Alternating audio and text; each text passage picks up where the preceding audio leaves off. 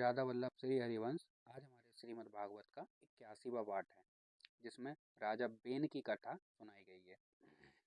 श्री मैत्रेय जी कहते हैं, बीरवर विदुर जी, सभी लोगों की कुशल चाहने वाले भृगु आदि मुनियों ने देखा कि अंग के चले जाने से अब पृथ्वी की रक्षा करने वाला कोई नहीं रह गया है। सब लोग पशुओं के समान उच्छृंखल होते जा रहे हैं। तब उन्होंने माता सुनीता की सम्मति से मंत्रियों के सहमत न होने पर भी बेन को भूमंडल के राजपद पर अभिषिक्त कर दिया। बेन बड़ा कठोर शासक था। जब चोर डाकुओं ने सुना कि वहीं राज सिंहासन पर बैठा है, तब सर्प से डरे हुए चूहों के समान वे तुरंत ही जहां तहां छिप गए। राज्यासन पाने पर बेन आठों लोकपालों की ऐश्वर्य कला के कारण उन्मत्त हो गया और अभिमान बस अपने को ही सबसे बड़ा मानकर महापुरुषों का अपमान करने लगा। वह ऐश्वर्य मद से अंधा हो रथ पर चढ़कर निरंकुश गजराज के समान पृथ्वी और आकाश को कपाता हुआ सर्वत्र विचरने लगा। कोई भी द्विजाति वर्ण का पुरुष कभी किसी प्रकार का यज्ञ, दान और हवन न करे। अपने राज्य में यह ढिंढोरा पिटवाकर उसने सारे धर्म कर्म बंद करवा दिए। दुष्ट बेन का ऐसा अत्याचार देख सारे ऋषि मुनि एकत्र हुए और संसार पर संकट आया समझकर करुणा बस आपस में कहने लगे। ओह, जैसे दोनों ओर जलती हुई लकड़ी के बीच में रहने वाले चींटी आदि जीव महान संकट में पड़ जाते हैं, वैसे ही इस समय सारी प्रजा एक और राजा के और दूसरी ओर चोर डाकुओं के अत्याचार के से महान संकट में पड़ रही है। हमने अराजकता के भय से ही अयोग्य होने पर भी बेन को राजा बनाया था, किंतु अब उससे भी प्रजा को भय हो गया है। ऐसी अवस्था में प्रजा को किस प्रकार सुख शांति मिल सकती है। सुनीता की कोख से उत्पन्न हुआ यह बेन स्वभाव से ही दुष्ट है, परंतु सांप को दूध पिलाने के समान इसको पालने वालों के लिए अनर्थ का कारण हो गया है। हमने इसे प्रजा की रक्षा करने के लिए नियुक्त किया था। यह आज उसी को नष्ट करने पर तुला हुआ है। इतना सब होने पर भी हमें इसे समझना अवश्य चाहिए। ऐसा करने से इसके किए हुए पाप हमें स्पर्श नहीं करेंगे। हमने जानबूझकर दुराचारी बेन को राजा बनाया था, किंतु यदि समझाने पर भी यह हमारी बात नहीं मानेगा, तो लोक के धिक्कार से दग्ध हुए इस दुष्ट को हम अपने तेज से भस्म कर देंगे। ऐसा विचार करके मुनि लोग बेन के पास गए और अपने क्रोध को छुपाकर उसे प्रिय वचनों से समझाते हुए इस प्रकार कहने लगे। मुनियों ने कहा, राजन, हम आपसे जो बात कहते हैं उस पर ध्यान दीजिए। इससे आपकी आयु, श्री, बल और कीर्ति की वृद्धि होगी। तात, यदि मनुष्य मन, वाणी, शरीर और बुद्धि से धर्म का आचरण करे तो उसे स्वर्ग आदि शोक रहित लोकों की प्राप्ति होती है। यदि उसका निष्काम भाव हो, तब तो वही धर्म उसे अनंत मोक्ष पद पर पहुंचा देता है। इसलिए वीरवर, प्रजा का कल्याण रूप वही धर्म आपके कारण नष्ट नहीं होना चाहिए। धर्म के नष्ट होने से राजा भी ऐश्वर्य से च्युत हो जाता है। जो राजा दुष्ट मंत्री और चोर आदि से अपनी प्रजा की रक्षा करते हुए न्यायानुकूल कर लेता है, वह सब लोक में और परलोक में दोनों जगह सुख पाता है। जिसके राज्य अगवा अथवा नगर में वर्णाश्रम धर्मों का पालन करने वाले पुरुष स्वधर्म पालन के द्वारा भगवान यज्ञ पुरुष की आराधना करते हैं, महाभाग अपनी आज्ञा का पालन करने वाले उस राजा से भगवान प्रसन्न रहते हैं, क्योंकि वे ही सारे विश्व की आत्मा और तथा संपूर्ण भूतों के रक्षक हैं। भगवान ब्रह्मादि जगदीश्वर के भी ईश्वर हैं। उनके प्रसन्न होने पर कोई भी वस्तु दुर्लभ नहीं रह जाती। तभी तो इंद्रादि लोकपालों के सहित समस्त लोग उन्हें बड़े आदर से पूजोपहार समर्पण करते हैं। राजन, भगवान श्री हरि समस्त लोकपाल और यज्ञों के नियंता हैं। वे वेदत्रीय रूप, द्रव्य रूप और तपाह स्वरूप हैं।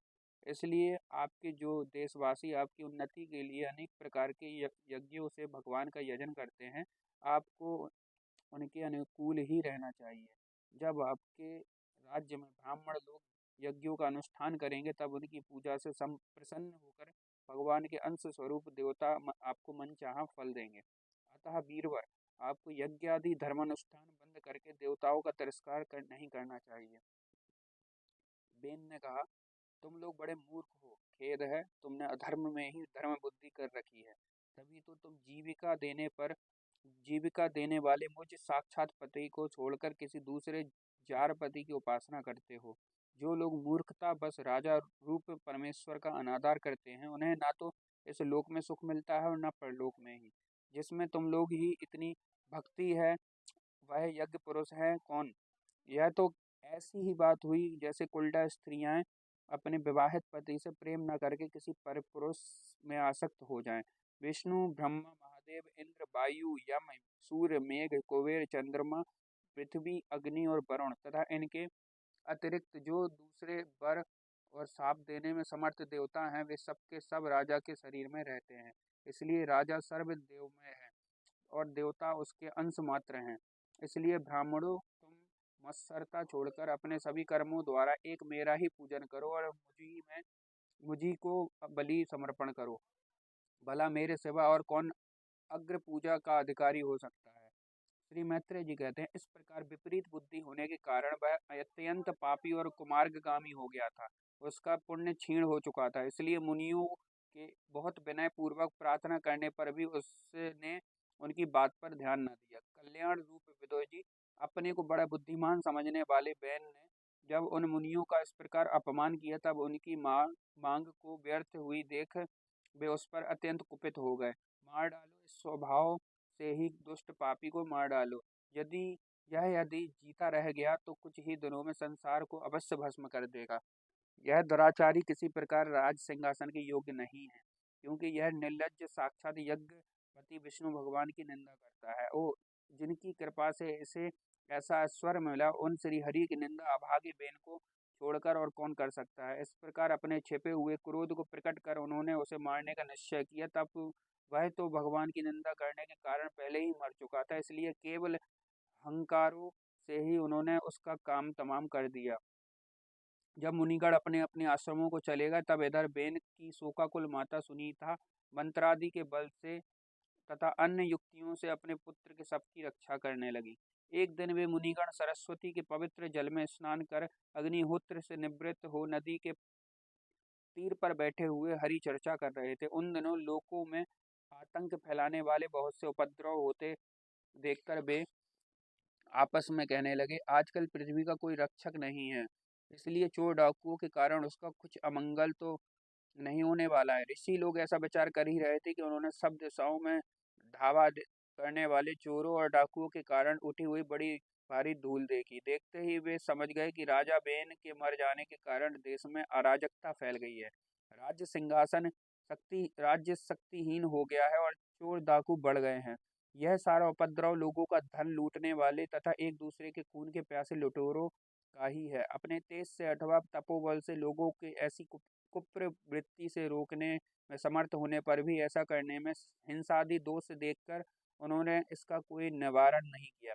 फिर सोचा कि ब्राह्मण यदि समदर्शी और शांत स्वभाव भी हो तो भी दीनों की उपेक्षा करने में उसका तप उसी प्रकार नष्ट हो जाता है जैसे फटे हुए घड़े में जल बह जाता है।